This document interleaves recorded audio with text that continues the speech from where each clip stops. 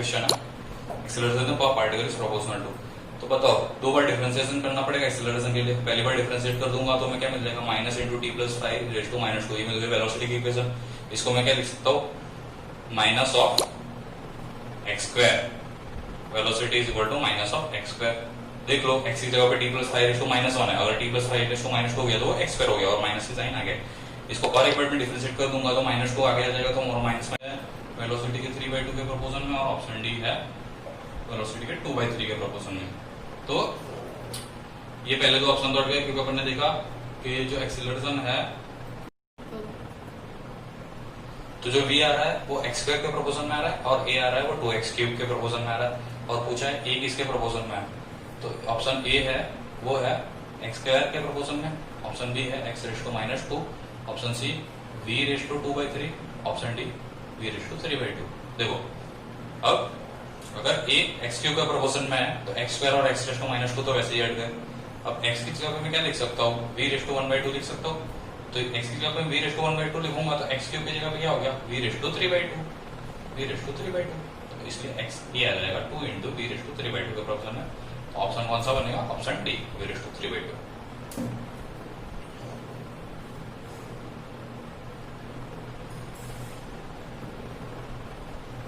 चलो अगले क्वेश्चन की बात करते हैं। थोड़ा मतलब अंडरस्टैंडिंग वाला है, बट अगर अच्छे से करोगे तो हो जाएगा क्वेश्चन। 11th क्वेश्चन है, a ball is drop from high rise platform at t equal to 0 starting from the rest. तो दो बॉल्स थे, पहला बॉल जो है वो t इक्वल टू 0 पे ड्रॉप किया है और t इक्वल टू 18 सेकंड पे वो पर्टिकुलर पोजीशन पे पहुंचता है। दूसरा बॉल था वो t इक्वल टू 6 पे वही पोजीशन से ड्रॉप किया, बट इनिशियल v स्पीड थी, मतलब ड्रॉप नहीं किया, v स्पीड से फेंका है, तो वो t इक्वल टू 18 पे सेम पोजीशन पे पहुंचता है जहां फर्स्ट बॉल था। ये क्वेश्चन है, समझ लो। अब ये क्वेश्चन में पूछा है कि इसको कितनी वेलोसिटी v मिली होगी ताकि 18 सेकंड पे वो पहले बॉल की पोजीशन पे पहुंचा होगा। तो क्या कौन सी इक्वेशन यूज करोगे आप, आपको इसके भी इनिशियल वेलोसिटी पता है, u इज इक्वल टू 0 है, एक्सेलरेशन पता है दोनों का, टाइम्स इंटरवल पता है, डिस्प्लेसमेंट दोनों का सेम है। तो ये इक्वेशन कौन से स्ट्राइक होगी, s is equal to ut plus half at square. तो पहले बॉल के लिए मैं लिखूंगा तो s1 is equal to u की वैल्यू तो 0 है, तो वो तो टर्म 0 हो गया, हाफ इंटू 10 इंटू 18 का स्क्वायर, क्योंकि उसको लग रहा है 18 सेकंड। दूसरे बॉल को ये बताओ कितने सेकंड लग रहा है, वो तो 6 सेकंड पे तो फेंका है, तो नीचे आते था 18 सेकंड पे 18 पे पहुंच गया, तो उसको इतने इंटरवल में कितने सेकंड लगे, 12 सेकंड लगे। तो इसको मैं लिखूंगा 18 sorry u v into 12 plus half into 10 into 12 का स्क्वायर। दोनों को इक्वल कर दूंगा क्योंकि दोनों की पोजीशन सेम है। कैसा लिखा है, बोथ बॉल्स मीट। तो ये इसको सॉल्व करके मुझे t की वैल्यू मिलेगी, हाफ इंटू 10 इंटू 18 का स्क्वायर होता है 32, 4 3 2 4, ये हो गया v into 12 plus half into 10 into 144। तो देखो ये था 3240/2 मतलब 1620 is equal to 12v plus 1440/2 हो जाता है 720। तो ये 620 माइनस 720 करूंगा तो 900 बचेगा। 900 is equal to 12v, v is equal to 900/12 मतलब 300/4 मतलब 75 मीटर पर सेकंड से फेंका था उसको, इसलिए आंसर है 75 जो कि ऑप्शन ए है। इसके बाद वाला क्वेश्चन बहुत ही ज्यादा इंपॉर्टेंट है। इसके भी दो वेरिएंट है, दोनों वेरिएंट में बताता हूँ और बहुत ही ज्यादा एक्सपेक्टेड है एग्जाम में आने के लिए।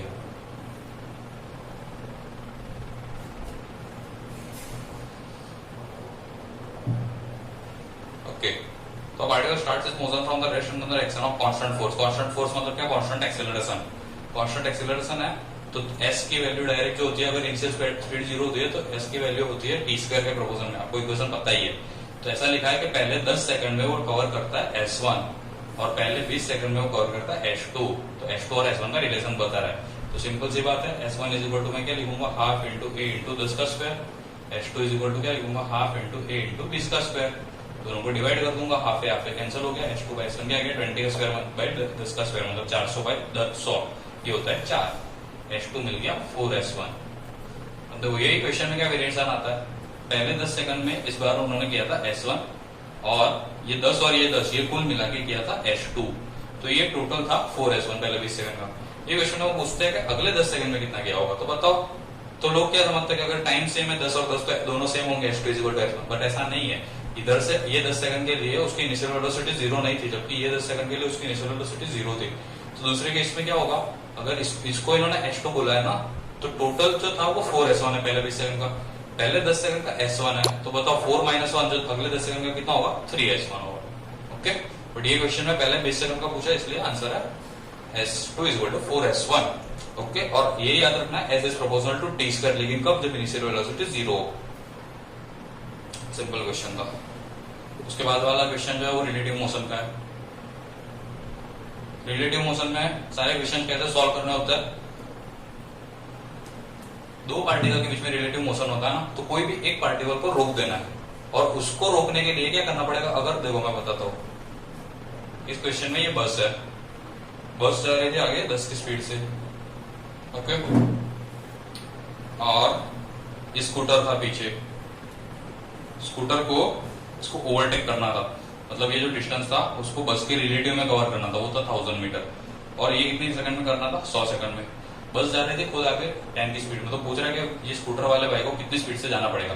तो रिलेटिव मोशन में मैं अगर ये डिस्टेंस देखो, बस भी तो आगे चले जाएगी, फिर तो इसको 1000 से ज्यादा कवर करना पड़ेगा, बट बस के रिलेटिव में इसको 1000 ही कवर करना है। तो मैं ये क्वेश्चन बस के रिलेटिव में सॉल्व कर रहा हूँ ना, तो बस को रोकनी पड़ेगी। बस को रोकने के लिए तो मैं क्या करता हूँ, इसको पीछे 10 ऐड कर देता हूँ उसकी स्पीड, तो इसकी स्पीड 0 हो गई, तभी रुकेगी। तो इसको मैंने 10 ऐड किया, तो इसको भी करना ही पड़ेगा, क्योंकि इक्वल इक्वल है, दोनों बराबर है। तो इसकी जो स्पीड अगर ग्राउंड के रिस्पेक्ट में v है ना, तो बस के रिस्पेक्ट में हो जाएगी v माइनस 10, क्योंकि बस की स्पीड आगे की तरफ 10 है। तो अब बस रुक गई, तो बस के रिलेटिव में उसको डिस्टेंस ट्रैवल करना है। s की वैल्यू पता है आपको 1000 है, टाइम पता है 100 है, और वेलोसिटी पता है v माइनस 10 है। v उसकी खुद की वेलोसिटी है, v है स्कूटर की, लेकिन रिलेटिव में तो उसकी vs माइनस 10 ही हो जा रही है। इसको सॉल्व करता हूँ तो 100 और 100 कट गया, 10 बचा। 10 is equal to vs minus 10। Scooter वाले बंदे को कितने से भागना पड़ेगा? 20 मीटर पर सेकंड से। ठीक है, तो ऐसे क्वेश्चन सॉल्व करते हैं रिलेटिव मोशन के।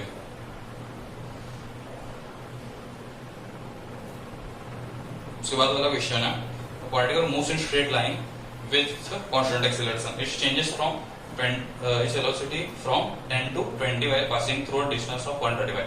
देखो इसमें आपको u की वैल्यू भी दी है, इनिशियल वेलोसिटी जो है 10 है, v की वैल्यू दी है जो 20 है, और डिस्टेंस की वैल्यू दी है 135 है, और t की वैल्यू पूछी है। अब आप ऐसा सोचोगे तो ऐसे तो कोई इक्वेशन ही नहीं बनता जिसमें u v s और t साथ में। तो काफी लोग क्या करेंगे, v square is equal to u square plus 2s की इक्वेशन यूज करेंगे, उससे एक्सेलरेशन निकालेंगे, फिर v is equal to ut में डालेंगे, उससे टाइम निकालेंगे। तो इसमें आपको दो इक्वेशन की यूज करनी पड़ रही है। इससे अच्छी मैं इक्वेशन बताता हूँ आपको, फोर्थ इक्वेशन याद रखनी है। जो डिस्टेंस होता है ना, अगर जब कांस्टेंट एक्सेलरेशन है तो डिस्टेंस की जगह पे अपन लिखते हैं initial velocity plus final velocity by 2 into T. ऐसा क्यों करता है? क्योंकि एक्सेलरेशन नहीं निकालना पड़े, ये ऐसे क्वेश्चन में। तो ये देखो डिस्प्लेसमेंट क्या होता है, एवरेज वेलोसिटी इनटू टाइम होता है, क्योंकि एवरेज वेलोसिटी खुद डिस्प्लेसमेंट अपन टाइम होता है। तो एवरेज वेलोसिटी क्या होता है, initial velocity plus final velocity bye 2। लेकिन ये कब होता है, जब कांस्टेंट एक्सेलरेशन हो, तभी ये इक्वेशन यूज करता है। सारी जो तीनों की इक्वेशन है ना, v = u + at, वो सबको यूज कर सकता है जब कांस्टेंट एक्सेलरेशन। तो ये भी कांस्टेंट एक्सेलरेशन था, तो यूज किया अपन ने। s की वैल्यू पता थी आपको 135 है, u की वैल्यू दी है आपको 10, v की वैल्यू दी है 20, ये 2, t निकल गया, t की वैल्यू आ गई 270/30। 9 सेकंड। कौन सा ऑप्शन था, ऑप्शन बी। ठीक है, उसके बाद और एक इंपॉर्टेंट नेक्स्ट क्वेश्चन जो है वो भी इंपॉर्टेंट क्वेश्चन है और नई इक्वेशन है। वो इक्वेशन मैं बता देता हूँ, काफी लोगों को याद होगी, अगर नहीं याद है तो लिख दो। आपको अगर निकालना है कि 10th सेकंड में कितना डिस्प्लेसमेंट हुआ है, मतलब कोई भी nth सेकंड या 10 सेकंड, 9 सेकंड, 8 सेकंड, वो पर्टिकुलर सेकंड के अंदर कितना डिस्प्लेसमेंट हुआ है, वो पर्टिकुलर 1 सेकंड के अंदर। तो उसका फॉर्मूला वो सेकंड के अंदर मतलब क्या, पहले 10 सेकंड का नहीं निकाला, वो 10वीं सेकंड में। तो 10वीं सेकंड में डिस्प्लेसमेंट निकालने के लिए आप क्या करते, 10 सेकंड का डिस्प्लेसमेंट निकालते, बाद में 9 सेकंड का डिस्प्लेसमेंट निकालते और दोनों को माइनस कर देते। तो इसके लिए एक जनरल इक्वेशन बनी जिसमें कोई भी सेकंड n सेकंड का जो डिस्प्लेसमेंट होता है ना, उसका फॉर्मूला होता है Sn = u into n plus a/2 into 2n - 1। ये nth सेकंड का है। देखो तो यहाँ पे कौन सी नेक्स्ट क्वेश्चन जो है 15th क्वेश्चन, उसमें आपको यूज दिया है 0, इनिशियल वेलोसिटी 0 से स्टार्ट कर दी और एक्सेलरेशन दिया है 4/3 और कौन सी सेकंड का पूछा है, थर्ड सेकंड का। मतलब आपको n पता है, u पता है, a पता है, आपको Sn मिल जाएगा। ये टर्म वैसे भी 0 हो गया, u 0 था, a कितना था 4/3 था, तो 4/3/2 है, 2 into n कितना है 3 है, तो यहाँ ये हो जाएगा 6 - 1, मतलब 4/6 into 5 ये होता है 20/6 यानी 10/3। कौन सा ऑप्शन है, 10/3 ऑप्शन नंबर ए। ठीक है, अगला क्वेश्चन, इसमें f की वैल्यू दी है, f क्या है, एक्सीलरेशन है। ये क्वेश्चन में एक्सीलरेशन की इक्वेशन दी है और ऐसा पूछा है जब उसकी वेलोसिटी 0 होती है, टाइम t = 0, उसकी वेलोसिटी 0 है और the time interval between t and instant when f = 0, तो जब उसके f की वैल्यू 0 है, f यहाँ पे एक्सीलरेशन है, f का इक्वेशन दिया है f0 × 1 - small t by capital T। इसको अपन खोल देंगे तो हो जाएगा f0 - f0 small t by capital T। ये उसका एक्सीलरेशन है या f है, जो भी बोल दो उन्होंने f लिया है। ये जब 0 हो जाता है तो उसकी इंस्टेंटेनियस वेलोसिटी कितनी होती है वो पूछा है। तो क्या देखो एक्सीलरेशन की इक्वेशन पता है, वेलोसिटी की इक्वेशन अपन कैसे निकालते हैं, इंटीग्रेशन करके। ये हो जाता है f0t - f0t² × कैपिटल T। देखो जब सिंपल टर्म का f0t का डिफरेंशिएशन क्या होता है, f0 होता है, तो f0 का इंटीग्रेशन क्या होगा, f0t होगा। ये तो समझाने की जरूरत नहीं है। t का इंटीग्रेशन क्या होता है, t²/2, तो t²/2 लिख दे, बाकी f0/t ऐसा कैसा है। ये वेलोसिटी इक्वेशन मिल गई अपने को। अब क्या करना है, जब उसका एक्सेलरेशन 0, तो एक्सेलरेशन 0 कब होगा, जब ये टर्म की वैल्यू सिर्फ f0 होगी, मतलब इसकी वैल्यू 1 होगी। तो t = कैपिटल T रख दो आप, तो ये t कैंसिल हो जाएगा, f0 - f0 0 हो जाएगा। तो t = कैपिटल T पे उसका एक्सेलरेशन 0 होता है, तो ये t = कैपिटल T उसकी वेलोसिटी कितनी है ये पूछा, तो कर दो सब्स्टिट्यूट। ये हो जाएगा f0 × capital T - f0 × t²/2 × t। ये t कैंसिल हो गया, मतलब f0t - f0t/2 कितना होता है, f0t/2। ठीक है, कौन सा ऑप्शन है ऐसा, ऑप्शन सी। फिर जो नेक्स्ट क्वेश्चन है ना 17th क्वेश्चन, वो अपन ने जो पहले किया था ना, जब डिस्प्लेसमेंट हाफ होता है तब कितनी होती है, वही सेम क्वेश्चन है। बट इसमें क्या बोला है उन्होंने, x से स्टार्ट करता है, y पे जाता है, जब x से y तक जाता है तो उसकी वेलोसिटी होती है vu, जब वापस आता है तो vd। फिर उन्होंने शायद अपवर्ड्स और डाउनवर्ड्स बोला होगा। तो देखो इसमें एवरेज वेलोसिटी कितनी हुई, तो वो जो क्वेश्चन में क्या हुआ था कि हाफ डिस्प्लेसमेंट में v1 था और हाफ डिस्प्लेसमेंट में v2 था, तब एवरेज वेलोसिटी कितनी थी 2v1 v2 अपन v1 + v2। तो यहाँ पे भी क्या होगा 2v1 v2 अपन v1 + v2, यानी 2vu vd अपन v1 vu + vd, option D था, वही आंसर होगा। इसके बाद वाला क्वेश्चन भी काफी इंटरेस्टिंग है, एकदम सिंपल वाला नहीं है, आपको लॉजिक लगाना पड़ेगा। नेक्स्ट वाला क्वेश्चन जो 18th क्वेश्चन है, उसमें आपको x की इक्वेशन दी है 9t² - t³। अब क्या पूछा है कि what will be the position of the particle when it achieves maximum speed. तो स्पीड मैक्सिमम करनी है तो क्या करना चाहिए, उसकी स्पीड मैक्सिमम तब होती है जब उसका एक्सेलरेशन 0 होता है। ये याद रखो, कोई भी चीज मैक्सिमम और मिनिमम कब होता है, पढ़ा होगा सबसे फर्स्ट चैप्टर बेसिक मैथमेटिक्स, जब उसका डिफरेंशिएशन 0 होता है। तो वेलोसिटी का डिफरेंशिएशन तो क्या होता है, एक्सेलरेशन होता है। वेलोसिटी मैक्सिमम या मिनिमम कब होगी, जब उसका एक्सेलरेशन 0 होगा। देखो एक बॉल मतलब कोई भी बॉल को या कोई भी इक्वेशन में क्या होता है, जब उसकी पोजीशन मैक्सिमम कब होती है, जब उसकी वेलोसिटी जीरो होती है। सपोज अपन ने बॉल को ऊपर फेंका है, तो जब वो मैक्सिमम हाइट पे पहुंचता है तो उसकी हाइट मैक्सिमम है, लेकिन कब, क्योंकि उसकी डिफरेंशिएशन जो वेलोसिटी है वो जीरो होता है। तो ये क्वेश्चन में क्या बोल रहा है, वेलोसिटी कब मैक्सिमम होगी, जब उसका एक्सीलरेशन जीरो होगा। तो उसकी वेलोसिटी की इक्वेशन बताओ क्या हो जाएगी, 18t माइनस 3t स्क्वायर। उसको और एक बार डिफरेंशिएट कर दूंगा तो क्या मिल जाएगा, 18 माइनस 6t। अब जब उसका एक्सीलरेशन जीरो होगा तब उसकी वेलोसिटी मैक्सिमम होगी। अपने वो वेलोसिटी मैक्सिमम नहीं पूछी, वेलोसिटी मैक्सिमम है वो टाइम पे उसकी पोजीशन क्या होगी वो पूछिए। तो ये ध्यान में रखना, काफी लोग करेंगे यहाँ तक सही, वेलोसिटी मतलब टाइम भी निकाल देंगे, लेकिन फिर वेलोसिटी में सब्स्टिट्यूट कर देंगे, अपने को सब्स्टिट्यूट। तो जब उसकी वेलोसिटी मैक्सिमम होगी वो, तब उसका एक्सीलरेशन जीरो होगा, वो टाइम अपने को मिल गया t इक्वल टू 3। ये टाइम पे उसकी पोजीशन पूछिए, तो पोजीशन की इक्वेशन आपको पता है, लिख दो 9 इंटू टी मिल गया 3, तो 9 इंटू 3 स्क्वायर ये होता है 81 माइनस टी क्यूब ये होता है 27, मतलब 81 माइनस 27 आपको आंसर कितना मिल जाएगा 54। ओके, जो कि ऑप्शन ए है। उसके बाद वाला क्वेश्चन, इसमें क्या है, बॉडीज के मास दिए 1 kg और 3 kg, जो कि यूजलेस है, कोई काम नहीं, ये काइनेमेटिक्स हो रहा है, मास का क्या करेंगे भाई, ठीक है। अभी are dropped from heights of 16 metre and 25 the ratio of the time taken by them to reach the ground. तो भाई एस पता है, s is equal to half a t square होता है, 16 is equal to half into a into t one square, 25 is equal to half into a into t two square. अभी इसका ratio पूछा है, टाइम का ratio पूछा है, मतलब T one by T two. तो T one square by T two square यहाँ पे देख लो क्या हो जाएगा 16 बाई 25। अब इसका t one by T two पूछा है तो अंडर रूट करना है, क्या हो जाएगा 4 बाई 5। ओके, ऑप्शन ए है।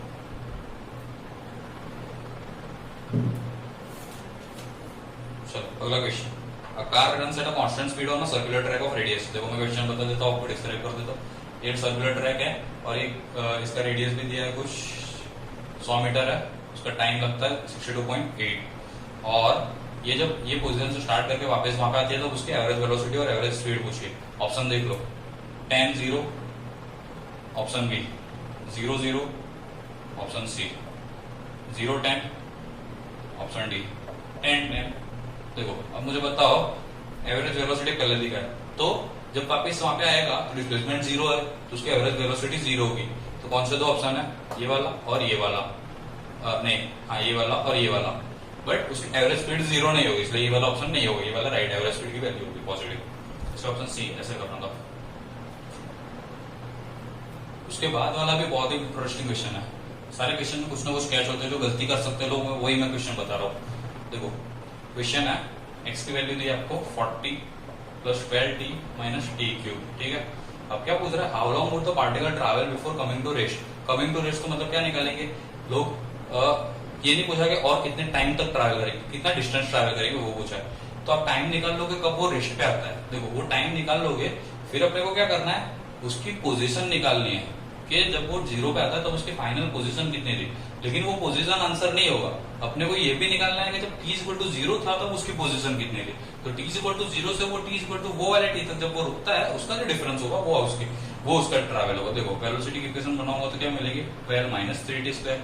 अब इसको जीरो करनी है क्योंकि रेस्ट पे आ रहा है, तो t मिल जाएगा 2 second, 3t square equal to 10, क्योंकि जीरो कर दिया तो t square equal to 4, t equal to 2 second.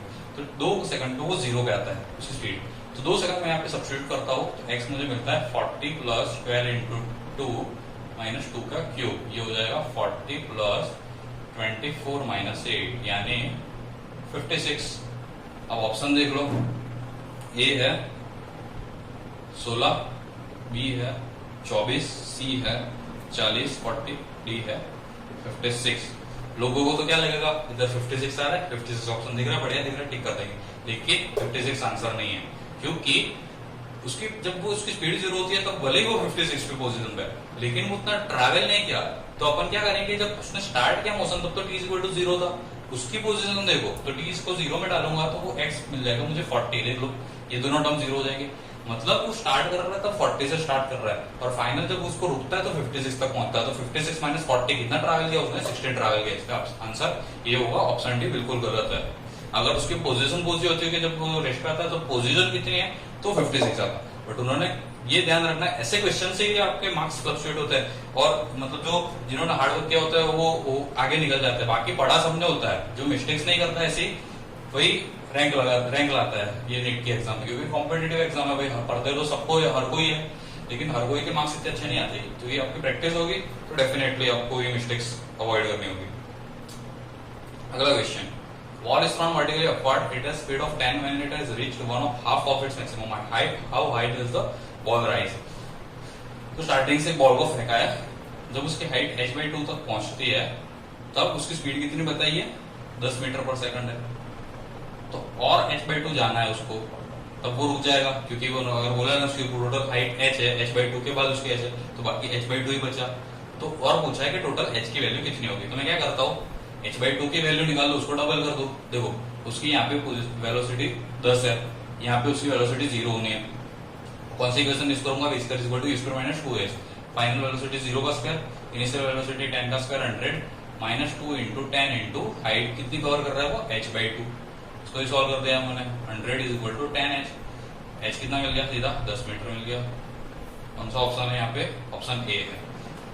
अगला वाला क्वेश्चन बहुत ही ज्यादा इंटरेस्टिंग है। देखो अगर आपको लग रहा है कि आपको इतना ज्यादा नहीं करना है तो नेक्स्ट क्वेश्चन आप मैं रिक्वेस्ट करूंगा ये आप छोड़ सकते हो एग्जाम में, क्योंकि थोड़ा टफ है। अगर आपको लग रहा है आपकी प्रैक्टिस इनफ है तो आप ट्राई कर सकते हो अगला वाला क्वेश्चन।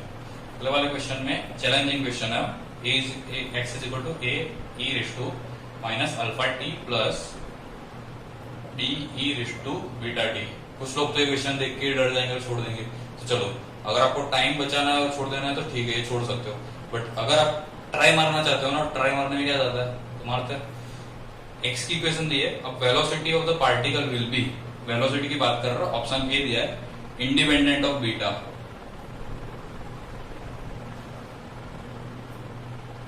ऑप्शन बी है जब 0 होगी when alpha = beta. Option C है टाइम के साथ वो डिक्रीज होगी। ऑप्शन डी है टाइम के साथ वो इंक्रीज होगी। देखो अभी लोग तुक्का मारने के लिए मेरे ख्याल से है ना मोस्टली बी वाला तुक्का मारेंगे, क्योंकि डिक्रीजिंग इंक्रीजिंग को अच्छा नहीं लगेगा। डी वाला तुक्का मारेंगे क्योंकि लग रहा है कि -+0 हो जाएगा, बट ये तुक्का गलत होगा। तो आपको सॉल्व करना पड़ेगा। वेलोसिटी की इक्वेशन बनानी है तो क्या करना है, इसको डिफरेंशिएट करना है। तो बताओ ए का ये तो ए जैसे ही रहेगा, e⁻∞ का डिफरेंशिएट करना है ना, तो -α आगे आ जाएगा कांस्टेंट में, तो ये माइनस यहाँ पे लिख दो तो यहाँ पे अल्फा आ जाएगा, और ये हो जाएगा e⁻∞, क्योंकि e⁻x का डिफरेंशिएशन e⁻x होता है, लेकिन जो t का आगे का कोएफिशिएंट होता है वो आगे आ जाता है। तो ये पहला टर्म बन गया। दूसरा टर्म क्या बनेगा, b e⁻βt का इंटीग्रेशन करना है तो बीटा आगे आ जाएगा, और e⁻βt तो वैसे ही रहेगा। तो ये दूसरा टर्म बन गया।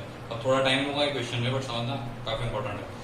देखो आपकी वेलोसिटी है वो एक नेगेटिव टर्म डिटरमाइन कर रहा है और एक पॉजिटिव टर्म, तो उन दोनों का जो डिफरेंस होगा, अगर वो बढ़ रहा होगा वेलोसिटी बढ़ेगी, कम हो रहा होगा तो कम होगी। देखो इसको मैं सिंप्लीफाई वे में क्या लिख सकता हूँ, -a⁻∞e⁻α क्योंकि माइनस है तो नीचे लिख सकते हैं, ठीक है। और ये तो ऐसे का ऐसे ही रहेगा, × बीटा × e⁻βt। अब ये जो टर्म है वो तो टाइम के साथ बढ़ेगा। सपोज ये एक टाइम पे +2 था और ये एक टाइम पे -1 था, तो इन दोनों का डिफरेंस वेलोसिटी 1 थे, वो वेलोसिटी थी। अब मैं टाइम को बढ़ाऊंगा तो ये +2 से +3 नहीं होगा क्या, ऑब्वियस नहीं है, क्योंकि टाइम बढ़ रहा है तो ये टर्म बढ़ेगा। बट ये टर्म देखो इसका डिनोमिनेटर बढ़ रहा है, तो पूरा जो टर्म है वो तो कम ही होगा ना। तो पहले ये -1 था तो ये -0.5 होगा, -0.4 होगा, क्योंकि टाइम के साथ तो ये डिनोमिनेटर में बढ़ रहा है तो पूरा टर्म की वैल्यू कम होगी, लेकिन नेगेटिव साइन तो कांस्टेंट है। उन दोनों का डिफरेंस हर एक पॉइंट ऑफ टाइम पे बढ़ रहा है, क्योंकि यहाँ पे 2 - 1 था, यहाँ पे 3 - 0.5, ये पहले डिफरेंस 1 था, अब डिफरेंस 2.5 होगा, इसलिए ऑब्वियस सी बात है वो टाइम के साथ बढ़ेगी। बहुत इंपॉर्टेंट क्वेश्चन था, कॉन्फिडेंस आएगा ऐसे क्वेश्चन सॉल्व करोगे तो। चांसेस कम है ऐसे क्वेश्चन आने के एग्जाम में, बट यही सारे क्वेश्चन आपको बाकी सारे स्टूडेंट्स एवरेज स्टूडेंट से अबव एवरेज बनेंगे। बाकी वो सारे क्वेश्चन तो हर कोई कर सकता है, ठीक है। नेक्स्ट क्वेश्चन की बात करते हैं। A man throws balls with the same speed vertically upwards one after other at an interval of 2 seconds. What should be the speed of throws of the more than 2 balls are at the sky at the same time? देखो एक ball को एक बंदा ऊपर फेंकता है, फिर वो नीचे आ जाता है, तो उतनी और उसकी मिनिमम स्पीड कितनी होनी चाहिए कि क्या बोल रहा है, हाँ वो पहला बॉल फेंकता है, फिर दूसरा बॉल 2 सेकंड के बाद फेंकता है, फिर तीसरा और 2 सेकंड के बाद फेंकता है, तो उसकी मिनिमम स्पीड कितनी होनी चाहिए कि उस एक टाइम पे मिनिमम 2 बॉल्स रहे, मिनिमम मोर देन 2 बॉल्स रहे।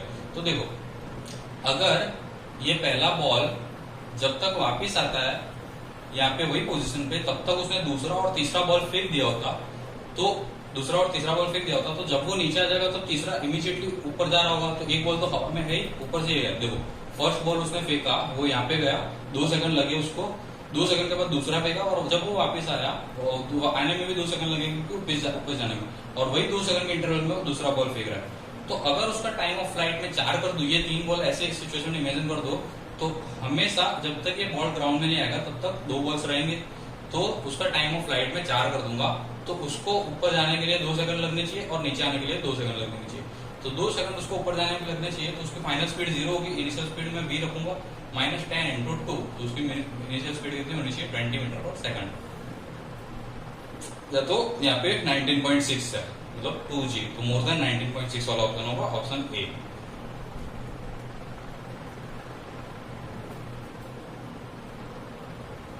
इसमें देखो ऑप्शन ए में लिखा था मोर देन 19.6, ऑप्शन बी लिखा था एटलीस्ट 9.8, तो 9.8 से तो नहीं होगा, एक ही बॉल रहेंगे तब हवा में। एनी स्पीड लेस देन, तो अगर लेस करोगे तो ऊपर से कम टाइम इंटरवल रहेगा आपका, और ओनली विद स्पीड 19.6, तो 19.6 पे तो 2 बॉल्स रह रहा है, अगर 19.6 से ज्यादा है तो और ज्यादा बॉल्स रहेंगे। If a ball is thrown vertically upwards, the next question है 25th. If a ball is thrown vertically upwards with the speed used the distance covered during the last 3 seconds of its ascent is. तो ये question में लोग इतने confuse हो जाते हैं ना, और न जाने कितनी हजारों इक्वेशन बनाते हैं। अगर आप ये सॉल्यूशन नहीं देखोगे तो हो सकता है आप कितने भी इक्वेशन बताओ, बट मैं क्या बोलता हूँ कि जितना टाइम उसको ऊपर जाने में लगता है ना काइनेमेटिक्स में, बॉल को उतना ही टाइम उसको नीचे आने में लगता है। तो जितना डिस्टेंस वो ऊपर जाने के टाइम कोई भी टीम में कवर करता है, उतना ही डिस्टेंस वो नीचे आते टाइम भी टीम में करता है। तो वो क्या बोल रहा है कि जब वो ऊपर जा रहा था ना, तो उसमें जो लास्ट 30 सेकंड, ठीक है, ये आप ऐसा हो सकता है लास्ट 1 सेकंड में कितना कवर किया होगा, लास्ट 2 सेकंड में कितना कवर किया होगा, ऐसे लास्ट 30 सेकंड में कितना कवर किया। तो मैं क्या सोचता हूँ कि ऊपर से जब नीचे आएगा तो जो लास्ट 30 सेकंड, फर्स्ट 30 सेकंड में कवर कर रहा होगा ना डिस्टेंस, वही डिस्टेंस उसने लास्ट 30 सेकंड में टाइम ऑफ एसेंट के टाइम पे होगा। तो बताओ ऊपर से नीचे आ रहा है तो उसकी इनिशियल स्पीड तो 0 है, टाइम लगा है, ठीक है, तो बताओ सिंपल सी बात है ऐसे कितना होगा r/g², इसमें कोई कंफ्यूजन नहीं होना चाहिए। इसके बाद की बात करते हैं, इसके बाद की क्वेश्चन की बात करते हैं। 26th क्वेश्चन है, particle is thrown vertically upwards, its velocity at half of its height is 10, then the maximum height attained by. ये क्वेश्चन हमने ऑलरेडी ऐसा क्वेश्चन कर दिया, तो ये नहीं करेंगे।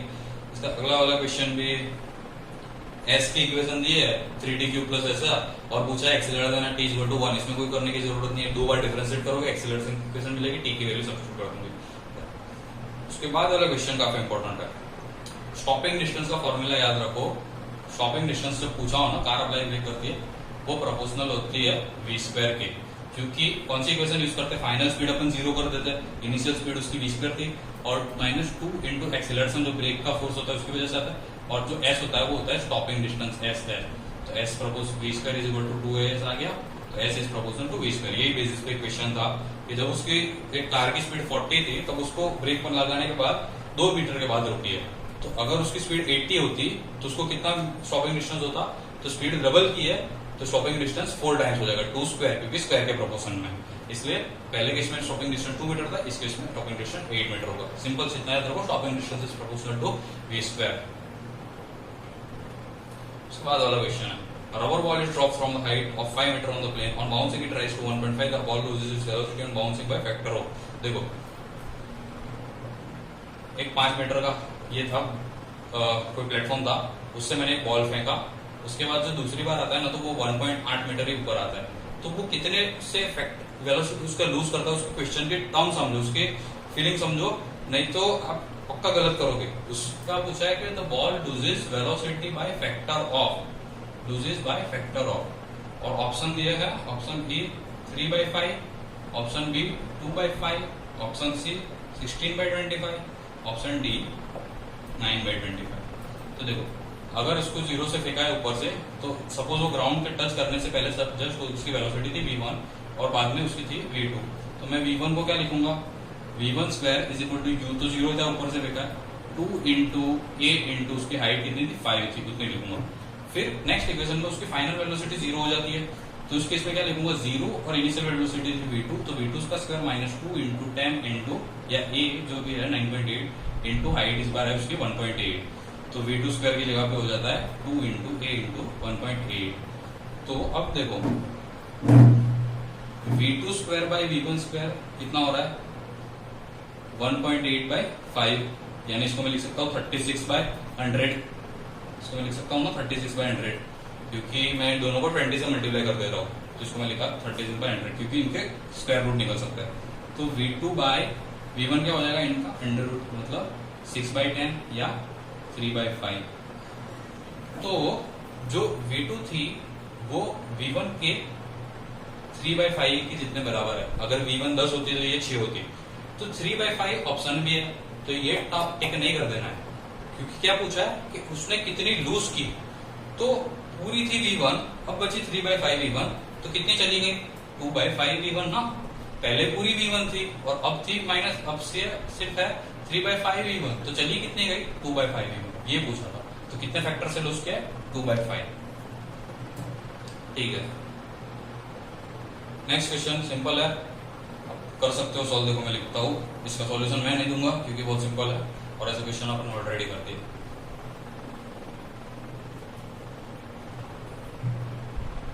x is equal to 80 square minus BT cube दिया है, और क्या पूछा है एक्सीलरेशन 0 होगा तब t की वैल्यू कितनी होगी। इसमें मुझे t की वैल्यू कितनी होगी वो फाइंड करना है। इसमें मुझे कुछ बताने की जरूरत नहीं है। अब क्या करोगे, दो बार डिफरेंशिएट करोगे, एक्सीलरेशन इक्वेशन बनाओगे, उसको बराबर 0 कर दोगे, t की वैल्यू v और v के टर्म में मिल जाएगी, वो आपका सही होगा आंसर भी। इसमें तो गलत हो ही नहीं सकता यार, इतना गलत कभी नहीं हो सकता। नेक्स्ट क्वेश्चन है, if a car at rest acceleration uniformly to speed of 144 in 20 seconds it covers the distance of। देखो इसमें भी आपको क्या कौन सी इक्वेशन यूज करोगे, आपको फाइनल स्पीड पता है 144 किलोमीटर पर आवर, तो पहले तो आप इसको मीटर पर सेकंड में करते हो, तो याद रखना 36 किलोमीटर जो होता है वो 10 मीटर पर सेकंड होता है। आप 5/18 से मल्टीप्लाई करते हो, तो 144 36 का 4 गुना होता है, तो ये कितना होगा 40 मीटर पर सेकंड होगा। अब जो गाड़ी थी वो रेस्ट से स्टार्ट किया, रेस्ट मतलब u की वैल्यू आपको पता है 0 है, v की वैल्यू आपको पता चल गई 40 है, और t की वैल्यू आपको पता चल गई 20 है। अब it covers the distance of ये पूछा है, तो आप क्या कर सकते हो, एक तो एक्सीलरेशन निकाल लो और फिर एक्सीलरेशन में s is equal to ut plus r square कर दो। दूसरी इक्वेशन मैंने जो बताई थी वो याद रखो, s is equal to u plus v/2 into t। इसके अंदर आपको u पता है, v पता है, t पता है, s पता चल जाएगा। ठीक है, सॉल्व कर देना। ऑप्शन है इसका ए है 1440 सेंटीमीटर में, पता नहीं क्यों सेंटीमीटर में। ऑप्शन बी है 2980 सेंटीमीटर, ऑप्शन सी है 20 मीटर, ऑप्शन डी है 400 मीटर। सॉल्व कर देना, क्या आंसर आएगा देख लेना, सिंपल ये। इसके बाद body drop from height h, initial velocity 0, strike the ground with velocity 3। ऊपर से 0 पे से मतलब उसको ड्रॉप किया, ग्राउंड पे आता है तो उसकी वेलोसिटी 3 हो जाती है। Another body of same mass drop from the same height as with an initial velocity 4, the final velocity of the second mass which is strike is। Simple सी बात है, एक हाइट h थी, उसमें से बॉल को ड्रॉप किया, इसकी वेलोसिटी 0 थी, तो नीचे आता है तो उसकी वेलोसिटी हो जाती है 3। तो दूसरे बॉल की अगर इनिशियल वेलोसिटी 4 दे दी है तो उसकी वेलोसिटी कितनी होगी ये निकालना। कौन सी इक्वेशन यूज करते हैं, v square is equal to u square plus 2as। तो 3 square is equal to u square जो 0 था फर्स्ट केस में, plus 2 into a into s। ये 2a को मैंने ऐसे का ऐसे रहने दिया, तो 2as की वैल्यू मुझे कितनी मिल जा रही है 3 स्क्वायर। दूसरे केस में मैं क्या यूज करूंगा, v final square is equal to v initial square plus 2as। v initial कितना है 4 है, तो इसका स्क्वायर क्या हो जाएगा 4 स्क्वायर, और 2as की वैल्यू पता है 3 स्क्वायर, तो v फाइनल का स्क्वायर कितना मिल गया, v फाइनल का स्क्वायर हो गया 16 प्लस 9 25, तो v फाइनल कितना मिल गया 5। ओके, इसके बाद वाला जो क्वेश्चन है वो थोड़ा अच्छा क्वेश्चन है, थोड़ा टफ लेवल का क्वेश्चन है, इसलिए मैं वो पूरा सॉल्व करके बताऊंगा।